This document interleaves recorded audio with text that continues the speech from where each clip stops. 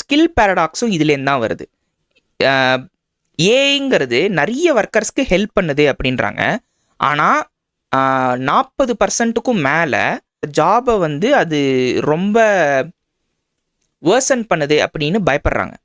இப்போது நீங்கள் எந்த வேலையை பண்ணி, எந்த அட்மினிஸ்ட்ரேட்டிவ் போரிங் வேலையை நீங்கள் பண்ணி நீங்கள் ஒரு சீனியர் ஆவீங்களோ, ஒரு நல்ல சீனியர் ஆவீங்களோ, அந்த ரிசர்ச், சம்மரைசேஷன், ப்ரிப்பரேஷன், அந்த எல்லா ஜூனியர் டாஸ்க்குமே மறைஞ்சு போகுது. ஏன்னா ஏஐயால் அதை பண்ண முடியுது. அந்த அந்த அந்த same administrative boring task AI பண்ணுற அந்த டாஸ்க் தான் ஒரு வளர்ந்து வரும் ஜூனியரை வந்து ஒரு வருஷம் போட்டு அடி அடி தாளிச்சிருப்பாங்க. ஆனால் அதுதான் அவனை ஒரு சீனியர் டெவலப்பராகவோ, இல்லை சீனியர் இன்ஜினியராகவோ, இல்லை சீனியர் ப்ராடக்ட் மேனேஜராகவோ, any senior technical person or non technical person, அதுதான் அவனை உருவாக்கும்.